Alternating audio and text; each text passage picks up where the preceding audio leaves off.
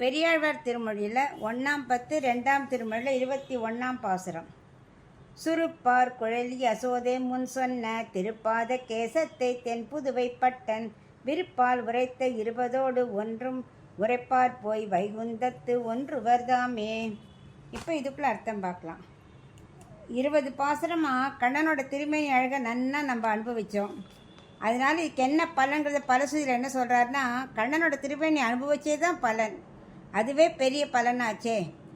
இதுக்கும் மேலே இன்னொரு பலன் என்ன சொல்கிறான்னா, யசோதை எப்படி கண்ணனை அனுபவித்தாலோ அந்த 20 பாசுரத்தில் அதையே தான் ஸ்ரீவில்லிபுத்தூர் பற்றபிரான் தானும் மிகுந்த தாய்ப்பாசத்தோடு பக்தியோடு 21 பாசுரம் பாடினாராம். இதை செய்தவர்களுக்கு என்ன பலன் அப்படின்னாக்க நிச்சயமாக வைகுண்டத்தை அடைவார்கள் அப்படிங்கிறார். இப்போ இந்த பாசுரத்தோட அர்த்தத்தை பார்க்கலாம். வண்டுகள் மொய்க்கக்கூடிய கூந்தலை உடைய யசோதை எப்போவுமே அவன் என்ன பண்ணுவா, நன்னா தலையை வாரி நிறையா பூ வச்சுப்பா இல்லையா. அதனால் எப்போவுமே வண்டுகள் மொய்க்கும் நம்ம முன்னாடி பாசுரங்களையே பார்த்துருக்கோம்.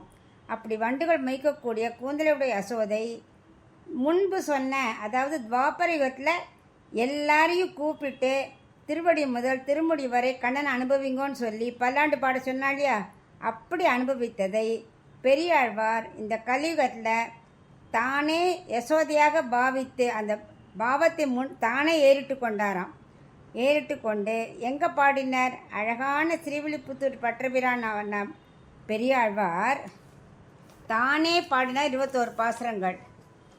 அந்த பாசுரங்களை சொன்னவர்கள் அனைவருமே என்ன பண்ணுவா, வைகுண்டம் போய் அங்கேயும் பகவானை அனுபவித்து பல்லாண்டு பாடிக்கொண்டே இருப்பார்கள் அப்படின்னு பாசுரத்தில் 21 பாசுரத்தையும் முடிக்கிறார்.